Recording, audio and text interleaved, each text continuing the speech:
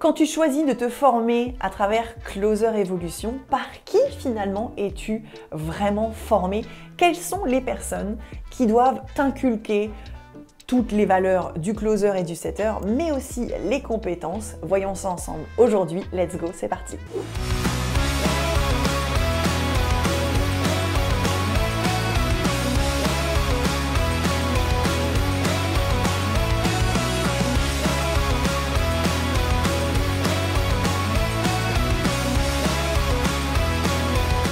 Hello à toi, j'espère que tu as la forme. J'avais hâte de te retrouver dans cette nouvelle vidéo de bon matin avec mon café. J'ai 10 minutes pour t'expliquer un concept autour du closing, du setting, du mindset, de l'entrepreneuriat. Et si tu ne me connais pas encore, je suis Julie, cofondatrice de Closer Evolution, maman, entrepreneuse, closeuse aussi également depuis plusieurs années maintenant. Mais je ne l'ai pas toujours été. J'ai une première partie de carrière dans l'hôtellerie-restauration où finalement j'ai tout quitté parce que c'est une carrière qui n'avait plus de sens pour moi, dans laquelle j'avais plus aucune reconnaissance, que ce soit humaine ou financière, hein, les deux vont de pair. Et j'avais un gros manque de temps, hein, je ne pouvais absolument pas envisager de faire des enfants, sinon je les aurais quasiment jamais vus. Et puis finalement, à travers plusieurs recherches sur internet, on est tombé avec Vincent, mon conjoint, sur le closing et le setting.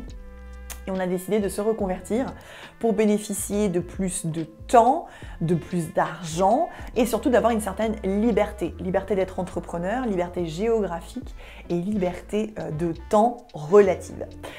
Et aujourd'hui, on a la chance de former plusieurs centaines de personnes à travers notre organisme de formation, soit à faire un complément de revenu, soit à se reconvertir complètement à travers ses compétences. Si tu as envie d'en apprendre plus sur le closing, le setting, l'entrepreneuriat, je t'invite à t'abonner à cette chaîne et à activer du coup toutes les notifications. Et si tu es un peu perdu, est-ce que c'est le setting qui est fait pour moi? Est-ce que c'est le closing ou est-ce que c'est les deux? Je t'invite à regarder en description de cette vidéo où je t'ai concocté un petit quiz assez rapide à faire, assez ludique, dans lequel on va pouvoir t'apporter des éléments de réponse par rapport à ces questions. Donc, pour parler un petit peu des formations de Closer Evolution, donc j'ai pas vraiment envie de te parler du parcours pédagogique en long, en large et en travers, j'ai envie de te parler d'une chose qui est essentielle pour nous avec Vincent, ce sont les formateurs. Il faut savoir que nous, avec Vincent, on a appris le closing et le setting dans des formations qui sont au Canada, aux États-Unis, etc., et dans lesquelles, malheureusement, on a eu affaire à des formateurs, des personnes qui venaient juste de sortir de formation, qui avaient appris les mêmes compétences que nous, mais qui ne l'avaient pas pratiqué sur le terrain. Je le précise. Alors, on était des centaines à se former en même temps. Certains ont pu bénéficier de coachs, de formateurs qui étaient vraiment closers sur le marché. Moi, aujourd'hui, je n'ai pas eu cette chance. Enfin, à ce moment-là, j'ai pas eu cette chance. C'était quelqu'un qui venait juste de terminer la formation et qui, du coup, quand je posais des questions d'ordre technique, comment tu as trouvé ton client? Comment toi tu gères cette objection? C'est quoi une journée type de ton côté? Combien tu gagnes? Etc. Forcément, j'avais pas de réponse puisque cette personne n'exerçait pas le métier à part entière. J'ai trouvé ça, je t'avoue, un peu dommage parce que finalement, je me disais, mais quand je fais mon jeu de rôle, qu'est-ce que t'en sais finalement, si c'est bien ce que je fais ou si c'est pas bien, puisque tu ne l'as jamais pratiqué sur le terrain. Et ça, vraiment, tu vois, pour moi, mon profil qui aime les choses carré, nickel, chrome, etc., c'était un peu compliqué c'était un peu compliqué à comprendre. Et le pauvre coach, généralement, je l'envoyais un petit peu bouler quand il me faisait des remarques sur mon jeu de rôle parce que je lui donnais aucune légitimité, en fait, si tu veux. Je me disais, mais finalement, t'es qui pour me dire si ce que je fais, c'est bien ou pas? Pour critiquer ce que je fais ou ne serait-ce que pour féliciter ce que je fais, tu ne sais pas ce que ça donne sur le terrain. Et ça, c'est une condition sine qua non chez Closer Evolution. Tous les formateurs, toutes les personnes que tu vas connaître, soit à travers les lives, soit à travers les coachings en petits groupes, sont obligés d'être closer, setter, voire les deux sur le marché. Ce qui veut dire que tu as des personnes en face de toi qui te donne des conseils sur la réalité du terrain. Et aussi, ce que j'aime dans ces coachings, c'est qu'en fait, nos élèves peuvent très bien poser des questions, je dirais, techniques sur le script, comment toi tu gères cette objection, comment toi tu annonces le prix, etc., etc. Parce que les coachs, encore une fois, le pratiquent sur le terrain avec des vrais prospects et compagnie.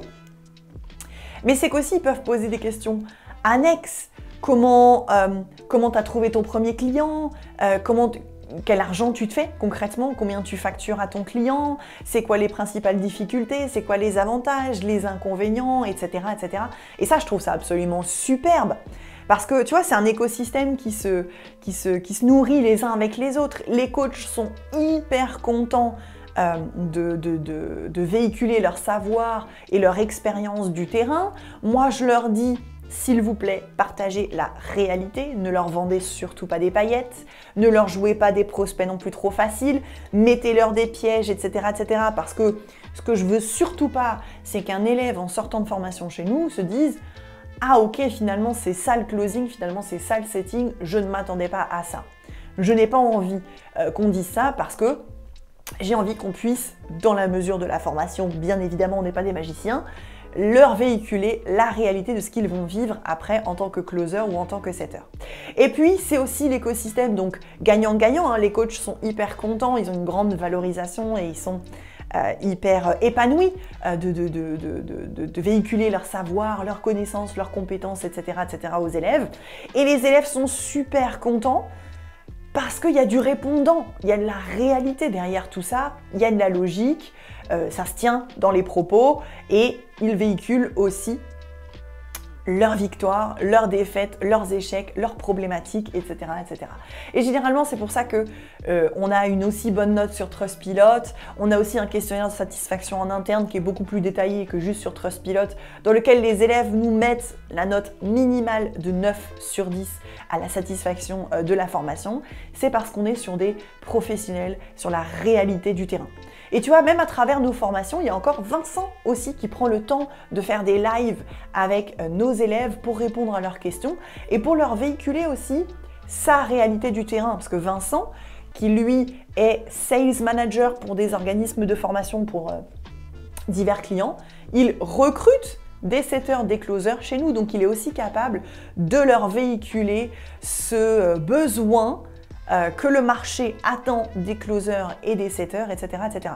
Et moi, mais je suis toujours disponible par message, dans les lives, etc., etc. Donc je me rends aussi disponible. Donc tu vois, quand tu choisis de te former chez Closer Evolution, ce qui est hyper important pour moi, c'est que tu te formes avec des professionnels du secteur, des personnes qui vont être capables de répondre en toute transparence à tes questions et non des personnes qui viennent juste de sortir de formation, qui n'ont absolument aucune expérience, qui n'ont aucun recul, etc., etc. Et d'ailleurs, je viens d'y penser, mais notre Success Manager, donc qui est là pour remotiver nos élèves, pour regarder leur assiduité, voir pourquoi ils ont été absents, leur proposer un rattrapage, etc., etc., est aussi setteuse, closeuse sur le terrain et c'est hyper important pour moi qu'elle le reste parce qu'elle est aussi un exemple de réussite. Donc j'espère que cette vidéo t'a plu, j'espère qu'en tout cas ça t'a donné un peu plus de réalité sur les formations, par qui je suis formée. C'est hyper important que tu poses la question, peu importe dans quoi tu veux te former, peu importe dans quel organisme, etc. Demande vraiment qui me forme, quelle est cette personne qui me forme. C'est hyper important que ce soit des professionnels du secteur pour que ce soit beaucoup plus logique et stratégique de ton côté. J'espère que cette vidéo t'a plu, je vais terminer mon café et je te dis à très bientôt pour une prochaine vidéo. Ciao, ciao!